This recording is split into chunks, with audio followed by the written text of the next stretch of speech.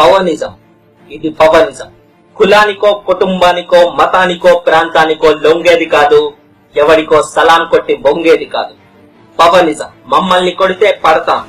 అది ఆయన మాకు చెప్పిన నీతి. ఆయన్నే తాకాలనుకుంటే తన్ని తగలబెడతాం. ఇది ఆయనే చెప్పిన వినిపించుకోని రీతి. పవనిజం. ఇది జన్మల కందని బంధం. జగమంతా వెతికిన దొరకని సమాధానం. పవనిజం.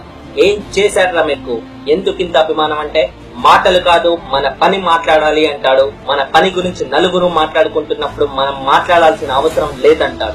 పవనిజం. ఇది పవనిజం. నువ్వుగా ఉన్నప్పుడు మాత్రమే నీ వాళ్ళెవరో తెలుస్తుందంటాడు. ఒంటరిగానైనా సరే అలాగే ఉండమంటాడు. ఇవన్నీ ఆయన మాకు చెప్పలేదు. అది ఆయన నైజం. ఆయన్నే పాటించి చూపించాడు. మేం పాఠాలుగా తీసుకున్నాం. ఇది నిజం. ఇది పవనిజం.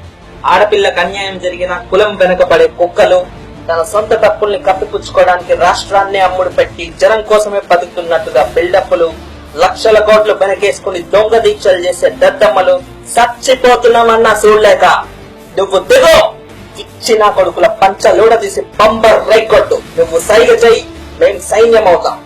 యాదుంచుకోనా ప్రతి తెలుగోడి ధైర్యం, బలం, బలుపు, భవిష్యత్తు పవన్ కళ్యాణ్. జై జై పవనిజం. ఇది మా ప్రపంచం.